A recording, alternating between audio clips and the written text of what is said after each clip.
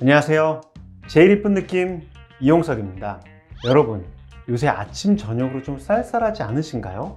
무더위도 한풀 꺾인 것 같고 이제 무섭게 내리던 장마도 이제 거의 다 끝나가고 있습니다. 어느덧 가을이 코앞으로 다가왔습니다.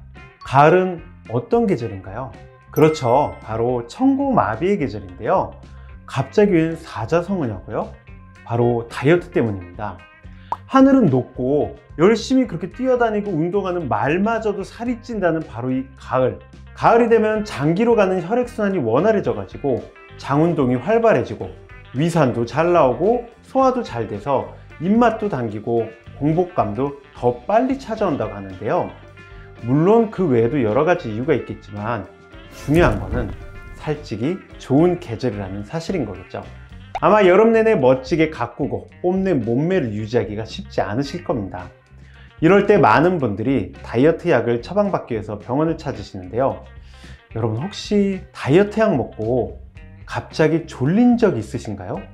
모르고 먹었던 다이어트 약 속의 숨은 비밀, 오늘 제가 낱낱이 밝혀드리겠습니다. 자, 흔히 다이어트 약이라고 하는 거는 먹으면 살이 바로 쭉쭉 빠지는 그런 약은 아닙니다. 실제로는 가장 많이 쓰는 다이어트 약은 식욕 억제제죠. 배가 좀 덜 고파지고 기운이 막 나기 때문에 똑같이 먹어도 별로 입맛도 없고 그냥 먹었는데 그냥 왜 내가 평소 같으면 한 공기를 다 먹어야지 배부른데 두 숟갈 먹었는데 배부르지? 딱히 그렇게 맛있지가 않네 라는 느낌을 주죠. 그런 약들을 흔히 식욕 억제제라고 합니다. 그리고 기초대사량을 높이는 약도 있어요. 흔히 이페드린하고 카페인 성분이 좀 들어있는데 얘들 때문에 좀 두근거림이 따라올 수 있기도 합니다. 근데 똑같이 움직였을 때 연령 소모량이 증가되기 때문에 훨씬 더 많은 체중 감소를 할 수가 있죠. 아주 오래되고 안전한 약 중에 지방 흡수 억제제라는 약도 있어갖고 내가 먹었을 때 지방이 애초에 흡수가 좀 덜 돼서 배설되게끔 하는 약도 있고, 알지닌산이라고 해가지고 해조류, 갈조류 성분이 들어가 있어서 포만감을 증가시키는 약도 있고, 토피라메이트라고 해가지고 가바 쪽에 관련된 약인데 폭식을 좀 줄여주는 약도 있고 상당히 여러 종류의 약이 존재를 합니다. 결론적으로는 다이어트 약이라고 하는 거는 내가 다이어트라고 체중 감소를 하는 데 있어서의 보조제라고 생각하셔야 돼요. 내가 살을 빼려면 어떻게 해야 되죠? 운동을 많이 하고 적게 먹으면 누구나 살이 빠집니다. 근데 운동을 많이 하면 배가 고프고 적게 먹으면 힘이 없어서 운동을 못하고, 이런 악순환을 끊어서 운동을 해도 배가 덜 고프고 적게 먹어도 기운이 나가지고 운동을 할 수 있게 해주는 약이 다이어트 약이라고 생각하시면 될 것 같습니다. 식욕 억제제는 우리가 쉽게 먹지만 굉장히 강한 약들이 존재합니다. 우울증 약에서부터 시작된 약도 있을 정도로 의사의 처방 없이 함부로 먹을 수 없는 약들이기 때문에 먹는 기간마저도 정해져 있어요. 가장 많이 먹는 약 중에 펜탈민이라는 약은 뇌의 시상하부 식욕 중추에서 노르에프네프린의 분비를 증가시켜서 식욕을 억제하는 약물인데요. 워낙 강력하다 보니까 또 부작용도 많다 보니까 사용기간이 2개월 이내로 제한이 되어 있고요. 추가적인 시너지 효과를 위해서 토피라메이트라는 약을 같이 사용하는데요. 실제 두 가지 약이 혼합되어 있는 형식의 약이 바로 장기적으로 복용할 수 있는 큐시미아라는 약입니다. 큐시미아는 제 다른 동영상을 보시면 자세한 설명이 나왔으니까 한번 보시는 걸 추천드리고요. 펜털민 계열과 같이 마찬가지로 굉장히 많이 쓰이는 약이 펜디메트라진이라는 약인데요. 흔히 펜디정으로 불리는데 펜털민과 비슷한 효과를 가진 대표적인 식욕 억제제입니다. 얘는 노르에프네프린뿐만 아니라 도파민의 유리도 촉진시키고 효과도 괜찮지만 부작용의 가능성도 조금 적습니다. 그리고 아까 항우울제에서 시작된 플루옥세틴이라는 약도 있는데 이 약도 비만 치료제로 쓰이죠. 의약품으로 처방받을 수 있는 약은 실제 그 대사 기전을 통해 가지고 식욕을 떨어뜨리는 직접적인 작용을 하기 때문에 효과도 좋지만 부작용도 올라갈 수 있다라고 생각하시면 될 것 같습니다. 식욕이 떨어지지만 기운을 나게 해요, 기본적으로. 그래서 불면증이 생기고 손발 떨림이 좀 생기고, 그리고 실은 가장 안 좋은 부작용 중 하나는 내가 내성이 조금씩 생겨서 점차 고용량을 환자들이 요구하게 된다는 점이 실은 좋지 않은 점이죠. 왜냐하면 고용량을 요구할 정도까지 이 약에 내성이 생겼다고 한다면 약물을 끊는 게 너무 어려워집니다. 불면증이 오다 보면은 환자들이 너무 힘들겠죠. 그러면 뭔가 몸에 좋지 않은 약이 들어갔다고 생각을 하기 때문에 병원에서 수면제가 들어갔다는 얘기를 안 하고 그냥 수면제를 슬쩍 같이 처방을 해서 마치 우리 약을 먹으면은 너무 약이 잘 세팅이 되어 있기 때문에 효과도 좋지만 잠도 잘 온다, 뭐 이런 식으로 얘기를 하는 병원도 있다고 알고 있습니다. 매우 위험한 일입니다. 왜냐하면 식욕 억제제만으로도 내성이 좀 생겨갖고 중독 증상이 좀 올 수가 있는데요. 수면제도 실제로 수면제를 찾는 그 현상이 굉장히 많이 나타납니다. 대학병원에 정신과를 가면은 굉장히 많은 환자들이 수면제를 너무 많이 복용을 해가지고 수면제에 내성이 생겼거나 수면제 금단 증상 때문에 찾아오신 분들이 너무 많아요. 약 자체가 어떤 약은 6시간에서 8시간 작용하는 식욕 억제제가 있고 12시간에서 14시간 작용하는 식욕 억제제가 있기 때문에 환자분이 잠자는 시간에 맞춰서 그 약 복용 시간을 보통 정해줍니다. 근데 그런 거 없이 일률적으로, 천편일률적으로 몇 시에 드세요 하게 되면은 나한테 맞는 약은 아닐 가능성이 커요. 왜냐면은 원장님께서 또는 그 의사 선생님께서 환자를 봤을 때 몇 시에 주무시는지, 몇 시에 일어나시는지, 또는 3교대를 하시는지, 밤낮이 계속 바뀌는지를 알아야지 적정 투약 시간을 지정해 줄 수가 있는데, 그런 질문 과정 없이 그냥 이 약, 저희 약은 요때 드시면 됩니다 하면은 평소에 9시에 자던 사람과 평소에 2시에 자던 사람과 당연히 불면증이 나타나는 정도가 달라질 수가 있겠죠. 반대로 수면제를 절대 먹으면 안 되시는 분들도 있거든요. 그런 분들이 수면제가 들어갔다는 것을 모르는 상태에서 나는 다이어트 약을 받으러 갔는데 갑자기 수면제를 나한테 줘? 나는 수면제를 먹고 싶지 않았는데 예전에 수면제를 먹고 나는 굉장히 중독되었고 간신히 일어났는데 어떻게 다시 수면제를 주지? 할 수도 있기 때문에 그런 종류의 약들은 당연히 설명을 다 해드려야 되고요. 꼭 수면제뿐만 아니라 내가 처방을 함에 있어서는 처방되는 모든 약을 기본적으로 간략하게라도 작용, 부작용을 환자분들한테 설명을 해드려야 됩니다. 저도 환자분한테 좀 몇 분이 이제 저한테 가져와 갖고 기존 처방전을 보여주시는데 이 약 뭐예요 물어보시는데 조금 안타깝기는 해요.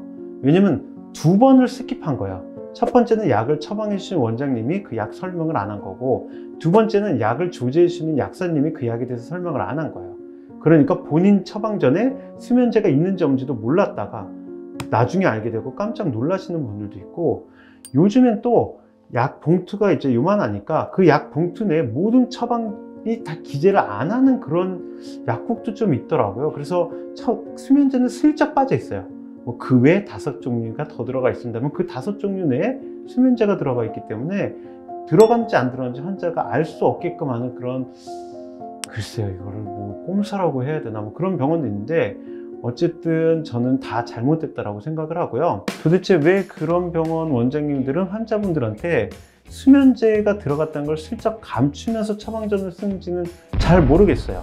왜냐면은 환자 의사와의 좋은 관계, 라포라고 그러죠. 라포르트가 잘 형성되어 있다고 한다면은 환자분들 의사에 따라 가지고 안전하게 처방하는 수면제라고 한다면 잘 따라올 거고, 반대로 환자분이 싫다라고 한다면 그 원장님도 환자분에 맞춰서 처방전에서 수면제를 빼주면 되는데, 아마 그러한 과정, 즉 대화 과정이 좀 적은 병원이 아닌가 생각을 합니다. 그러니까 살 빼고 싶으세요? 저희 병원 약을 따라오세요. 저희 병원 약은 매우 좋습니다. 이런 식으로 쭉쭉쭉 모든 환자한테 똑같은 약을 처방하고 빨리빨리 환자를 많이 봐야 되는 병원 같은 경우는 실제로 환자 한 명 한 명한테 맞춤으로 다이어트 약을 처방하기가 상당히 어려운 경우도 있겠죠. 잘못된 거죠, 어떻게 보면. 그래서 좋은 병원은 실제로 내가 갔을 때 의사를 만나고 의사가 수면은 어떤지, 수면의 질이 좋으신 분인지 안 좋으신 분인지, 변비가 있는지 없는지, 몇 시에 주무시는지, 또는 3교대를 하신지 안 하신지, 이런 환자 개개인의 라이프 스타일에 맞춰 가지고 넣을 약은 넣고 뺄 약은 빼면서 처방을 하고, 들어가는 약에 대해서 일단 기본적으로 환자분들한테 설명을 해줄 필요가 있다라고 생각을 합니다. 환자분이 너무 다이어트 약에 의지하시면 안 돼요. 다이어트 약으로 명의가 되는 가장 쉬운 방법 중 하나는, 환자분이 어떤 분은 식욕이 3이고 어떤 분은 6이고 어떤 분은 7인데 모든 환자한테 10의 식욕을 억제하는 약을 조제를 하면 그 병원은 명의의 의사가 됩니다. 하지만 식욕 억제가 4만 필요했던 사람한테 10의 약을 처방을 하고 약을 끊게 되면 요요 현상이 따라오겠죠. 오히려 식욕이 막 늘어나가지고 약의 의존도가 커집니다. 조금만 억제를 했어도 충분히 효과 봤을 사람에게 괜히 강한 약을 써가지고 오히려 나쁜 부작용들이 늘어날 수 있다는 단점이 있죠. 가장 좋은 방법은 내가 식욕이 만약에 6 정도라고 하면은 내 스스로 식욕을 2 정도를 이겨낼 수 있으면 4만 잡는 게 정상이에요. 그래서 약간의 식욕은 남아있지만 그 정도는 이겨낼 수 있어요 라고 해야지 요요현상도 덜 생기고 건강하게 다이어트 약을 복용할 수가 있는 방법이고요. 내 식욕보다 훨씬 강하게 약을 처방하는 것은 저는 좋지 않은 방법이라고 생각합니다. 왜냐? 제가 아까 잠깐 설명드렸지만 다이어트 약 그렇게 좋은 약 아니에요. 몸에 좋은 비타민 아니고 건강 보조제 아니고 나쁜 약, 나쁘다고 말씀드리긴 하지만 딱히 오래 먹어서 좋지 않은 약이기 때문에 우리나라 식약처에서도 2개월 이상 약을 못 먹게끔 되어 있는 약들이 존재합니다. 아시겠지만 저희 병원 오신 분들은 아시겠지만 무조건 다이어트 약을 같이 처방하지 않습니다. 환자분이 다이어트 약을 원하시면 그때 처방을 해드리는데요. 그래도 강하게 빨리 빼고 싶으신 분들은 아까 설명드렸던 펜털민이라든지 또는 펜디메트라진 같은 약을 복용하시면 좀 효과가 좋고요. 장기적으로 왜 라이프 스타일상 나는 훅 빼는 게 아니라 좀 장기적으로 빼고 싶어 라고 하신다고 그래도 장기적으로 복용했을 때 만족도도 높고 부작용도 가장 적게 나타나는 큐시미아 제품들을 많이 사용하고 계시죠. 건강한 다이어트 약, 그러니까 나한테 맞는 딱 적정량의 다이어트 약을 제대로 먹고 살을 확 빼고 싶어라는 의지가 같이 플러스가 되면은 환자분도 약을 드시면서 운동도 하시고 적게 먹게 되면은 효과 보신 분들은 저희 병원 같은 경우서 한 달에 한 8kg, 10kg 정도 빠지긴 합니다. 여러 번 말씀드렸긴 하지만 다이어트 약이 주체가 되면 안 됩니다. 물론 다이어트 약을 먹으면 살 빼는데 훨씬 수월하기 때문에 다이어트 약을 적재적소에 잘 활용하시는 건 추천드립니다. 왜냐면은 다이어트 기간이 너무 길어지면 다들 힘들기 때문에 포기하시게 돼요. 그래서 내가 이때 딱 뺄 거야. 하지만 나는 다이어트 약에 도움을 좀 받고 싶어 라고 하신다면은 그때는 다이어트 약을 건강하게 활용하실 수가 있는데요. 나한테 알맞게 들어가는 적정 용량의 다이어트 약과 함께 본인 스스로 운동도 좀 열심히 하시고 식사량도 좀 줄이시다 보면은 훨씬 더 건강하게 다이어트에 성공하실 거고요. 요현상도 훨씬 적게 오실 겁니다. 자, 이렇게 오늘 다이어트 약에 들어있는 수면제의 비밀에 대해서 한번 알아봤는데요. 어떠셨나요? 약만 먹으면 이상하게 졸립다고 느끼셨던 분들은 깜짝 놀라셨을 수도 있을 것 같습니다. 이제 활동적이었던 여름이 가고 입맛 좋아지는 가을에 또 추석 명절 음식에 불어난 살들 감추기 좋은 겨울까지 앞으로 살찔 일만 남아 걱정이신 분들이 많으실 텐데요. 오늘 보신 영상 잘 기억해 두셨다가 내 몸에 맞는 다이어트 약 처방을 받으시길 바라겠습니다. 그럼 오늘은 인사드리고 다음에 더욱 유익하고 알찬 영상으로 돌아오겠습니다. 감사합니다.